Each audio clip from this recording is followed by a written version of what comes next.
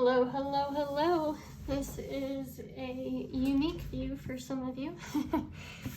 Welcome to my channel. My name is Amber. We are going to go over a little bit of how I am managing my projects in a paper format for a little bit. And just because I have done project management stuff that involves Asana, I've done it for a couple of other things, but I've never done a paper version. And quite frankly, with what I'm trying to do over the next month and a half, I was very overwhelmed when I put all of this, or some of this rather, into a digital format, and I really needed to kind of like take a step back and be like, okay, I need to do this more softly or more physically. So this is how I'm managing projects. I have a project planner sheet that I created. Yes, these are on cardstock. I ran out of paper, and no, the project planner sheets, if I ever share these, do not normally look like this. I just have an absolutely terrible printer.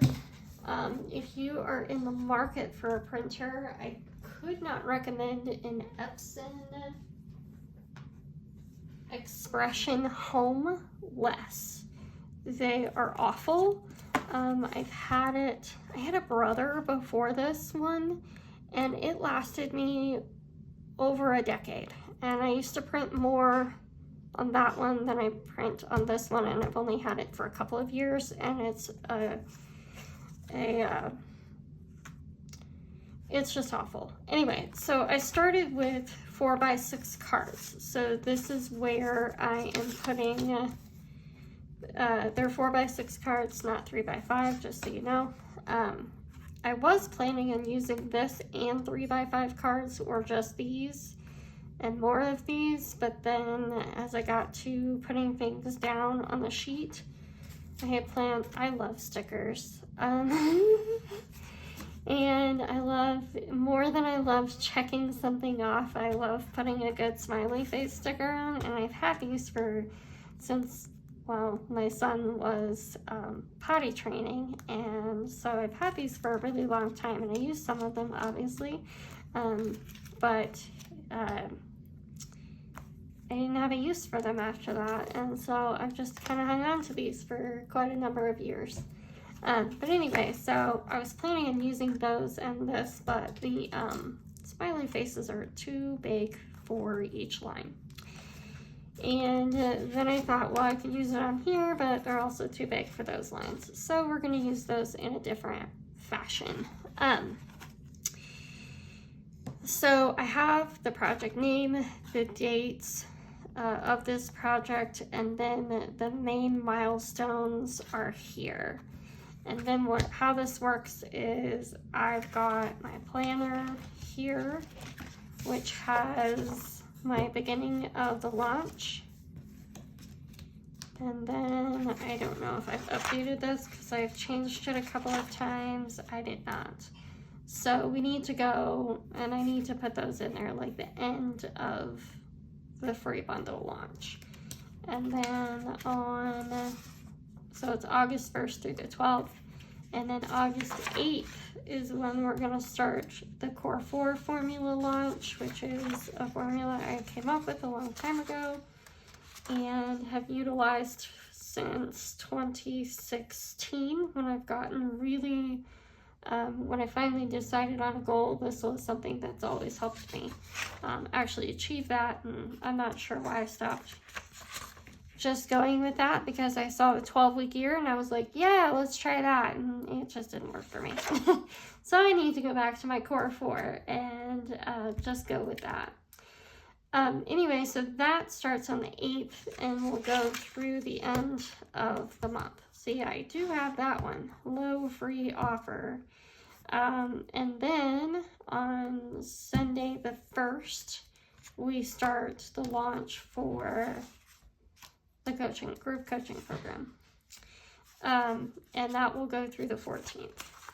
So these are like the main things that you would put like in a spreadsheet when you're doing your timelines. This is what that would be. So then what I did was take each one of these and go through, I'm not going to show this to you very long just because it's got a lot of stuff on it, but we'll kind of do this number.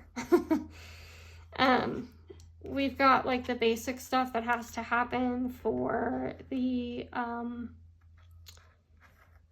bundle to be published is right here, which I can now get rid of those two things. And you know what? I did not put the to ConvertKit. Okay, so I need to put that into ConvertKit anyway. So then we have the social media posts that we'll do during that time period. And there's some strategy stuff in here, so I don't really want to show you all of that. And then creating a short email sequence. Here's the emails, and then the 2 regular newsletters to promote that thing. And the rest of these are basically the same stuff. This one's a little longer because there's more to it. And this one's even longer because there's even more to that one, and it's a longer launch than the other 2. So that's kind of how I'm doing this. If the project planner sheets are something that you're interested in, let me know, and I can get those out into the world. But this is a really nice way if you are absolutely overwhelmed by technology and or just are in a season where you're trying to get a lot of things done and you are absolutely beyond overwhelmed with trying to put it into a system and then being able to see everything all at once. You know what's beautiful about these sheets? I'm just gonna flip it over. I wish I'd printed a blank one. But what's beautiful about these sheets is that I only have to focus on what's on here. And when I'm doing my core 4 for the day, I'm pulling from this sheet. And then if I get to the point where I'm like, you know what, I feel like writing another email, I can pull from the other 2 sheets. You know what I mean? And so that's kind of the beauty of that. And then once we hit milestones, I can use, ouch, ooh, that was really painful on my elbow. I can use, you know, my highlighter here and actually highlight things that are done. And again, it's just a way to really get off of my computer and think through the steps that need to happen before something can be launched. And I think that that is somewhat genius. And also, like, I tried really hard to find something online that was like this. It didn't exist in YouTube world, so I hope that this is helpful for someone. Everything that I found used a bullet journal, and that's great if you're a bullet journaler, and I think that there might be a use for that in my life at some point. But I really just needed something super basic that I didn't have to draw on, I didn't have to make. I already had these sheets. They are a to-do list that I had for weekly to-do lists, which is actually part of the free bundle. Is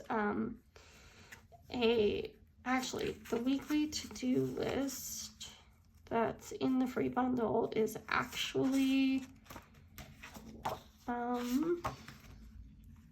me figure that out.